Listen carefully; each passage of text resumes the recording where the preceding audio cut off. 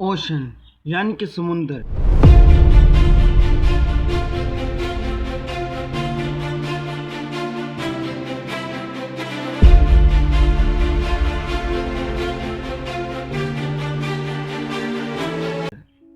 अस्सलामुअलैकुम वरहमतुल्लाहि वबरकातुहू। समुंदर जिसके बारे में अल्लाह ताला ने कुरान में फरमाया है, इसने दो समुंदर चलाए जो एक दूसरे से मिले हैं, मगर दरमियान में एक पर्दा है जो ना टूटता है ना तजावुज़ करता है। इससे निकलते हैं मोती और मूंग। तो फिर तुम अल्लाह की कौन कौन सी नेमतों को जुटलाओगे। सूरह यासीन में अल्लाह ताला ने समुद्रों के बारे में ये फरमाया। इसके अलावा बाज़ मुकामात में अल्लाह ताला ने समुद्रों का जिक्र किया। तो आज हम एक अंडरग्राउंड सिटी की बात करने जा रहे हैं जो समुंदर में मिली हुई है। तो इसके ऊपर एक वीडियो बनाई है ज़ेम टीवी ने, तो big shout out to you and शुक्रिया।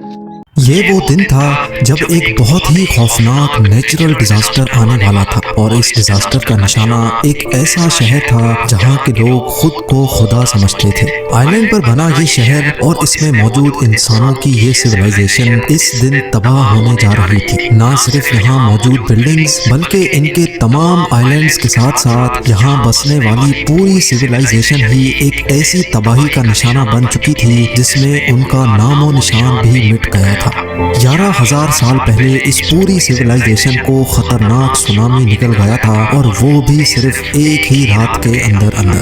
ये कहानी है इंसानों की ऐसी सिविलाइजेशन की जिसको आज हम एटलांटिस के नाम से जानते हैं। एटलांटिस की गाइस, कोई भी ऐसी सिविलाइजेशन नहीं बचती जो खुद को खुदा का तस्वर करती है, क्योंकि फिरौन हो गया, नमरूद हो गया, या ऐसी कोई भी सिविलाइजेशन थी जिनको अल्लाह ताला ने अपने अजाब का निशाना बनाया, वो नहीं बचेंगी। जो खुदाई का दावा करेंगे वो बच ही नहीं सकते।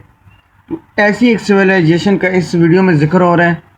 हैरान करने वाली स्टोरी एंशिएंट ग्रीस के एक फिलोसोफर ने आज से 2000 साल पहले लिखी थी, और इस फिलोसोफर का नाम प्लेटो हुआ करता था। प्लेटो ने एटलांटिस के बारे में लिखा था कि यहाँ के लोग खुद को खुदा माना करते थे, इनके पास एक्स्ट्रा ऑर्डिनरी पावर्स हुआ करती थी, और ये लोग जिन आइलैंड्स पर रहते थे वहाँ सोना और चांदी भारी मिकदार में पाया जाता था। प्लेटो ने अपनी बुक में ये भी लिखा था कि एटलांटिस के लोग काफी अयाश पसंद भी थे और अपनी पावर्स का गलत इस्तेमाल भी करते थे। इसी वजह से इन पर एक ऐसा कुदरती अजाब आया जिसमें इस दुनिया से इनका नामो निशान ही मिट गया था। 2000 साल पहले लिखी गई एटलांटिस की ये कहानी आज एक हिस्टोरिकल मिस्ट्री बन चुकी है, क्योंकि हिस्ट्री में कई ऐसे शहर हुआ करते थे जो आज समंदर के अंदर डूबे हुए हैं। इसी वजह से कई लोगों को एटलांटिस के भी समंदर में डूबने पर पूरा यकीन है। लेकिन सवाल ये है कि इतना बड़ा शहर और पूरी सिविलाइजेशन अगर रातों रात गायब हुई तो आखिर गई कहाँ? दुनिया में वो कौन सी लोकेशन थी जहाँ एटलांटिस के लोग बसा करते थे? और पिरामिड्स ऑफ इजिप्ट के बनने से भी 6,500 साल पहले बसने वाले इन इंसानों के पास आखिर ऐसा क्या था जिसको आज तक याद किया जा रहा है? यही वो सवालात हैं जिनका जवाब तलाश करने के लिए साइंटिस्ट, आर्कियोलॉजिस्ट और रिसर्चर्स पिछली कई सदियों से कोशिश कर रहे हैं। लेकिन इस बार साइंस ने समंदर के अंदर जो सबूत तलाश किए हैं उसको देखकर ये कहना गलत नहीं होगा कि शायद 11,000 सालों के बाद हम एटलांटिस के डूबे हुए शहर को तलाश करने के बहुत करीब पहुंच चुके हैं। ज़ेम टीवी की वीडियोस में एक बार फिर से खुशामदीद। नाज़रीन, समंदर के अंदर डूबी हुई मिस्टीरियस सिटीज की तरफ हर कोई ना चाहते हुए भी अट्रैक्ट होता है, और खास तौर पे वो सिटीज जिनके बारे में कोई इंफॉर्मेशन भी नहीं होती। इन मिस्टीरियस सिटीज में अगर सबसे टॉप पे किसी का नाम आता है तो वो नाम है एटलांटिस का। एटलांटिस को समंदर में तलाश करने के लिए एक्सपर्ट्स कई अटेम्प्ट्स कर चुके हैं। इनमें से एक अटेम्प्ट जापान के एक रिमोट आइलैंड के करीब किया गया था जो योनागुनी के नाम से जाना जाता है। यहाँ मौजूद समंदर का पानी ना सिर्फ खौफनाक है बल्कि इस जगह से अक्सर टाइफून्स भी निकलते हैं। साथ साथ यहाँ पानी के अंदर हैमरहेड शार्क्स के टोले भी मंडलाते देखे गए हैं। क्योंकि समंदर के इस खतरनाक हिस्से में डाइविंग करना डीप सी डाइवर्स के लिए एक बहुत बड़ा चैलेंज होता है। इसी वजह से काफी अरसे तक ये जगह एक्सपर्ट्स की नजरों से छुपी हुई थी। क्या चाहे पीछे आप मछलियों का आप देख सकते हैं इसमें। के इस खतरनाक अच्छा, इस तरह की भी शार्क्स होती हैं जिसके मतलब आगे जो है ना सिंग जैसे लगे होते हैं कुछ। नाक हिस्से में डाइविंग करना डीप सी डाइवर्स के लिए एक बहुत बड़ा चैलेंज होता है। इस वजह से काफी अरसे पीछे देख सकते हैं गाइस आप लोग कितनी ज़्यादा फिशेज हैं, आपको दिखाता हूँ। यहाँ पे आप लोग देख सकते हैं गाइस फिशेस का पूरा जो है ब्रह्मांड है यहाँ पे, क्योंकि फिशेस भी जो है ना गोश्त खाती हैं, तो इनको किसी चीज़ की खुशबू आ जाए तो ये भाग कर वहाँ पे पहुँच जाए। तक ये जगह एक्सपर्ट्स की नजरों से छुपी हुई थी। किहा चाइरो आराटाकी वो डाइवर है जिसने अपनी जान की परवाह किए बगैर यूनाकुनी में डाइव किया था। अच्छा, इस बंदे ने सबसे पहले वो यूनाकुनी जो जापान के एक रिमोट आइलैंड के करीब है, रिवर वो समुंदर है, उसमें सबसे पहले जो है इस बंदे ने जो है वो डाइव किया था। तो ये भी बड़ी हिम्मत वाला काम इसने किया था गाइस, क्योंकि उस तरह जो है शार्क्स और ऐसी ऐसी चीज़ें मौजूद हैं जिन का तो मतलब अब बंदा क्या ही कह सकते हैं उनके बारे में। डाइवर का कहना था मतलब दुनिया के बड़े बड़े डाइवर जो हैं वो वहाँ जाने से डरते हैं, तो कुछ तो ऐसा खास उस जगह पे होगा। कि जब मैं पानी के अंदर गया तो यहाँ पानी बिल्कुल क्रिस्टल क्लियर था और मैंने बॉटम पर एक अजीबो गरीब स्ट्रक्चर बना हुआ देखा। पहले तो आराटाकी ने समझा कि ये नॉर्मल पत्थर का पहाड़ है, लेकिन उसका शक यकीन में तब बदल गया जब उसने इस पहाड़ नुमा स्ट्रक्चर पर सीढ़ियों जैसे स्टेप्स बने। यहाँ पे आप लोग देख सकते हैं कि सीढ़ियों जैसे स्टेप्स बने हुए, लेकिन ये सीढ़ियाँ कुछ ज़्यादा छोटी नहीं है। चलें आगे देखते हैं।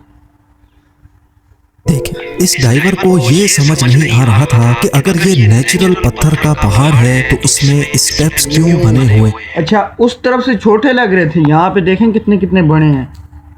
हैं। लेकिन जब आराटाकी इस स्ट्रक्चर को एग्जामिन करने के लिए मजीद नीचे गया तो उसने जो देखा वो उसके लिए यकीन करना काफी ज्यादा मुश्किल था। जी हाँ, ये पूरा स्ट्रक्चर 6 फुटबॉल फील्ड जितना बड़ा था और इसकी हाइट 8 स्टोरी बिल्डिंग जितनी ऊंची थी। इस अजीबो गरीब स्ट्रक्चर के बॉटम से लेकर टॉप तक स्टेयर्स बने हुए 8 स्टोरी यानी कि 8 मंजिला बिल्डिंग की जो है उस गाइस बहुत बड़ा था, मतलब 8 मंजिला बिल्डिंग।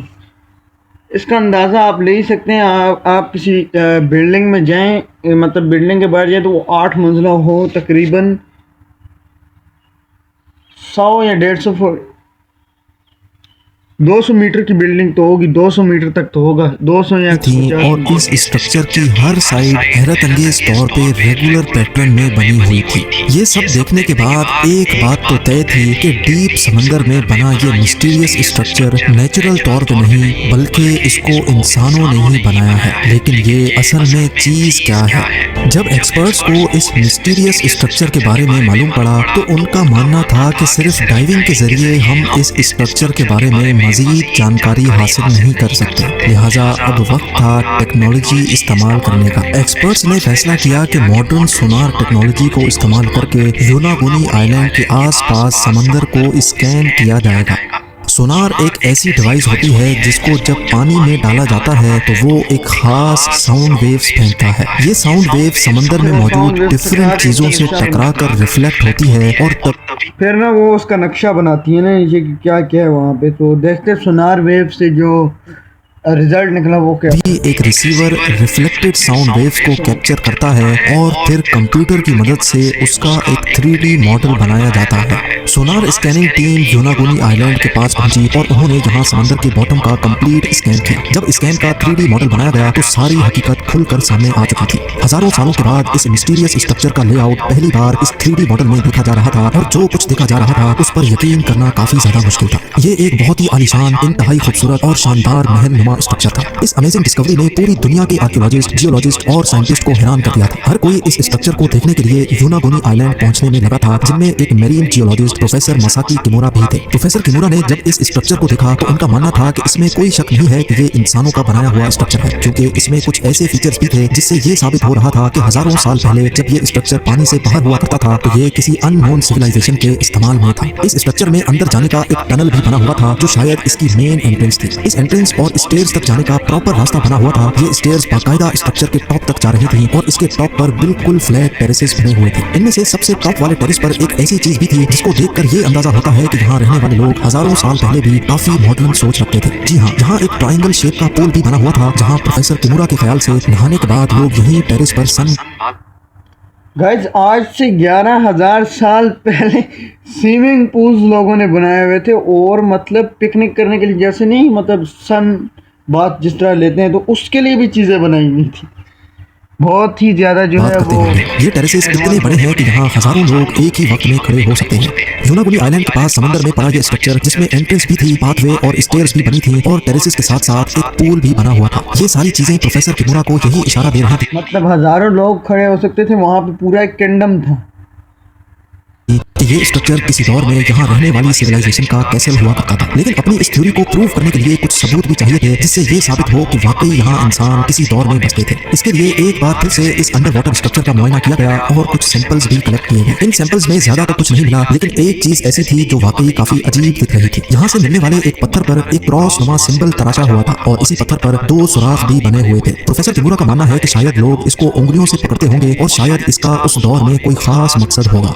देखने में तो ऐसा मालूम होता है कि ये स्ट्रक्चर स्टोन ब्लॉक से मेरे हिसाब से ये तो कोई वेपन होगा। हाँ भाई तू बता, तेरे हिसाब से क्या होगा? हाँ भाई तू बता, यहाँ पे बैठ के देख वीडियो मेरे साथ, यहाँ पे बैठ के सही है हुआ है। लेकिन फॉरेंसिक डिटेल से मालूम पड़ा कि ये छोटे छोटे स्टोन ब्लॉक्स नहीं बल्कि ये एक ही बहुत बड़ा पत्थर है। यानी इस एक बड़े पत्थर को तराश कर इसका ये कैसल जैसा डिजाइन बनाया गया है। यहाँ से मिलने वाले आर्टिफैक्ट्स की कार्बन डेटिंग से मालूम पड़ा कि ये नमूने 8 से 10,000 साल पुराने हैं। यानी 10,000 साल पहले ये जगह पानी से बाहर होती थी और यहाँ इंसानों की ऐसी सिविलाइजेशन बसती थी जिसका अभी नामो निशान भी नहीं है। लेकिन क्या ये स्ट्रक्चर प्लेटो का बताया हुआ 11,000 साल पुराना एटलांटिस है या फिर यहाँ से हजारों मील दूर ग्रीस के एक आइलैंड के बराबर में समंदर के नीचे से मिलने वाली पूरी एक सिटी? इस मिस्टीरियस सीक्रेट सिटी के बारे में हैरत अंगेज मालूमात आप ज़ेन टीवी की अगली वीडियो में देख सकते हैं। मेरे को समझ नहीं आता 2000 साल पहले जो बंदा था उसको कैसे पता चल गया कि 11,000 साल पहले कोई चीज़ थी। तो वो उसने एक मनगढ़ंत कहानी पेश की होगी मेरा जहाँ तक अंदाज़ा है, बिकॉज लेकिन समुंदर में कई शहर तो गर्क हुए हैं, इसके बारे में तो सबूत हैं दुनिया के पास। लेकिन 2000 साल पहले जब समुंदर पे कश्तियाँ मुश्किल से चलती थी और कश्तियों की टेक्नोलॉजी भी अब बिल्कुल जो है उस वक्त नहीं थी, तो तब एक शख्स कैसे आगे कह सकते हैं? तो उस वक्त कुछ साइको लोग और कुछ मगज फिर लोग थे जो मनगढ़ंत कहानियाँ बनाते थे और फिर उनको बेचते थे। तो आजकल के लोग ये ना उन्हीं कहानियों के ऊपर रिसर्च करते हैं और फिर दुनिया को उल्लू बनाया जा रहा है। तो इस पर भी एक वीडियो बना। गाइस हमारी वीडियो ये यहीं तक थी। वीडियो पसंद आए तो लाइक शेयर सब्सक्राइब करना। मिलते हैं नेक्स्ट वीडियो में। अल्लाह हाफिज़।